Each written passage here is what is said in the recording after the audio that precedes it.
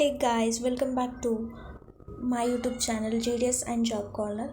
तो आज के इस वीडियो में मैं आपको जो बीपीएम और एबीपीएम या पोस्टमैन आपके जो सैलरी के साथ साथ और भी पोस्ट ऑफिस की सर्विस जो कस्टमर को देके उनसे कैसे मतलब कमीशन या उसे इंसेंटिव भी कहा जाता है वो कैसे कमा सकते हैं और वो रेट क्या क्या है, आप किस किस ऐप से या किस अकाउंट से वो कर सकते हैं इसके बारे में बताऊंगी। क्योंकि बहुत सारे जो जीडीएस या बीपीएम एबीपीएम होते हैं उनको ये इसके बारे में पता नहीं होता है। उनको सिर्फ पता होता है कि अगर हम पोस्ट ऑफिस में काम करेंगे तो हमें उसकी सैलरी मिलेगी और सैलरी हमारा जो है वो उतनी हमारी सैलरी फिक्स्ड होती है, लेकिन ऐसा नहीं होता है। आप जितने भी पोस्ट ऑफिस के बारे में डिटेल में जाओगे तो आपको उसके बारे में बहुत ही मतलब एक्साइटमेंट होती रहेगी और आप सैलरी के साथ साथ और भी किससे आपकी जो कमीशन है इंसेंटिव है कमा सकते हैं। तो जैसे कि मैंने आपको बताया था कि पिछले वीडियो में 15 डेज़ की ट्रेनिंग के बारे में, तो उसमें मुझे ये सब पता चला है कि और कौन कौन से इंसेंटिव होते हैं, कैसे कैसे मिलते हैं और उसे हमें कैसे अप्लाई करना होता है। क्योंकि बहुत सारे लोग मतलब काम तो करते हैं, वर्क तो करते हैं, अकाउंट खोलते हैं, लेकिन इंसेंटिव पाने के लिए जो अर्ज होता है मतलब उसे हम कहते हैं कि लेटर के फॉर्मेट में आपको लिख के देना पड़ता है कि ऐसा ऐसा अकाउंट का हमने ये अकाउंट खोला था और ऐसा इंसेंटिव के रेट के बदले हमें ऐसे जो है वो पैसे मिलने चाहिए। तो ऐसे लोग नहीं लिखते हैं और उनको मतलब पता नहीं होता है कि वो सब लिखना होता है। उनको सिर्फ ये पता होता है कि हम जब अकाउंट खोलेंगे तो हमारे अकाउंट में अपने आप पैसे आएंगे। तो ऐसा नहीं होता है, उसके लिए आपको एक अर्ज देना पड़ता है।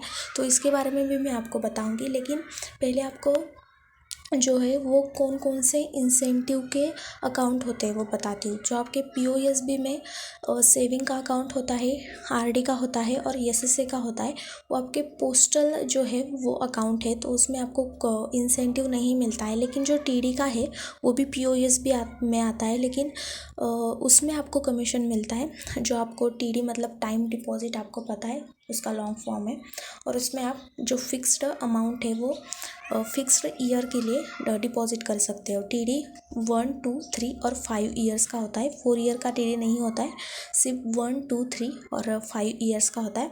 और उसके लिए जो रेट है वो डिपेंड होते हैं उनके ईयर्स पे। मतलब अगर आपने किसी का टीडी लिया और वो 1 ईयर का है, तो जितना भी आपने अमाउंट कलेक्ट किया है उस टीडी के अकाउंट का, उसके 1 ईयर का अगर टीडी होगा तो आपको 0.5% इंसेंटिव मिलेगा। अगर आपका जो टीडी है वो 2 और 3 ईयर्स का है तो आपको उसका 1% मिलेगा। और अगर आपने 5 ईयर्स का टीडी का अकाउंट किसी का ओपन किया है तो आपको उसका 2% मिलेगा। मतलब अगर आप टीडी का कोई भी अकाउंट ओपन कर सकते हो 1, 2, 3, 5, और उससे आप जो इंसेंटिव है कमा सकते हो, जैसे कि 0.5, 1% और 2%। तो इस तरह से जो होता है वो आपका टीडी का इंसेंटिव होता है। अब जो सेकेंड मतलब आता है कि किस में आपको इंसेंटिव मिलता है, तो जैसे आपका पीएलआई हो गया, आरपीएलआई हो गया। तो बहुत सारे लोगों को पता नहीं होता है कि पीएलआई आरपीएलआई कैसे लेना होता है, उसका इंसेंटिव क्या होता है। तो ये भी आप ले सकते हैं अगर आपका उसका आईडी होता है तो। जैसे मेरा आईडी अभी तक मुझे नहीं मिला है जो पीएलआई का है। जैसे ही मिलेगा मैं आपको एक पीएलआई लेके बताऊंगी पूरा फॉर्म कैसे फिल करते हैं और आपके जो आरआईसीटी मशीन में कैसे लेते हैं। तो पीएलआई का अगर आपने ओपन किया है किसी का या आरपीएलआई ओपन किया है, जैसे कि पीएलआई मतलब पोस्टल लाइफ इंश्योरेंस, जो पढ़े लिखे होते हैं, जो ग्रेजुएट होते हैं या जो जॉब करते हैं उनके लिए, और जो सिटी में रहते हैं उनके लिए होता है। अगर कोई मतलब गांव में रहता है पर उसे जॉब है तो वो भी पीएलआई ले सकता है। लेकिन आरपीएलआई मतलब रूरल पोस्टल लाइफ इंश्योरेंस, जो किसान होते हैं जिनके पास जॉब नहीं होता है, उनके आधार कार्ड पर गांव का जो एड्रेस होता है वो सिर्फ आरपीएलआई ले सकते हैं।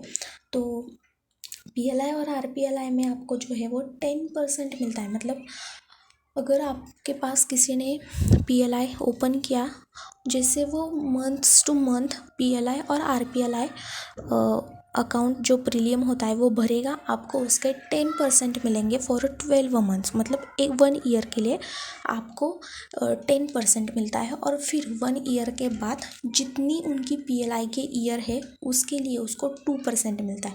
मतलब अगर मैंने किसी का ओपन किया पीएलआई तो मुझे 1 ईयर के लिए जो वो मंथ टू मंथ जो पैसे भरेगा उसका 10% मिलेगा। और जब मेरा 1 साल कंप्लीट हो जाएगा तो उसके बाद मुझे उसकी PLI की प्रोसेस पूरी हो जाने तक, मतलब जो जितनी की साल की PLI है या RPLI है उसके 2% मिलेगा। तो जो ऐसा इंसेंटिव होता है जो PLI और RPLI का होता है। तो जो PLI और RPLI का जो इंसेंटिव होता है मैंने आपको बता दिया।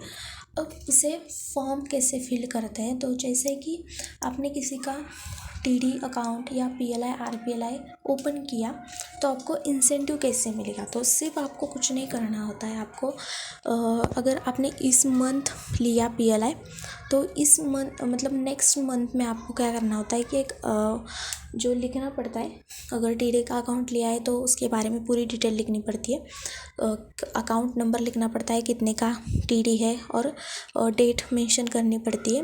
और आपको ये आपके EHO में देना पड़ता है, क्योंकि आपके EHO में ये नहीं दे सकते। अगर आप मतलब 2-3 कॉपी बनवा कर रख लीजिएगा, एक EHO में दे दीजिएगा और फिर एक EHO में दे दीजिएगा, क्योंकि ये जो पूरी प्रोसेस है वो EHO से ही होती है और फिर ही आपको आपका इंसेंटिव मिलता है। तो आप जब किसी का TD का अकाउंट ओपन करोगे या किसी का PLI RPLI ओपन करोगे तो आपको ये बात ध्यान में रखनी है कि आपको उसका जो है इंसेंटिव का स्ट्रक्चर पता होना चाहिए। और आपको अगर किसी का अकाउंट लिया तो आपने EHO में वो सूचित करना पड़ता है। तो आप वो लेटर के तौर के भी कर सकते हैं और फिर उसके बाद आपकी जो है सैलरी में वो स्ट्रक्चर ऐड हो जाएगा।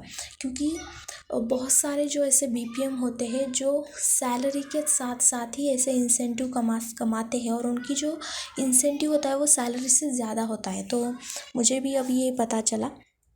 अगर आपके पास जितने भी आपके सारे फ्रेंड्स हैं, GDS के फ्रेंड्स हैं, उनको ये इंसेंटिव का स्ट्रक्चर पता नहीं होता है तो उनके साथ भी ये वीडियो शेयर कर दीजिएगा या उनको इन्फॉर्मेशन दे दीजिएगा इस इंसेंटिव स्ट्रक्चर के बारे में।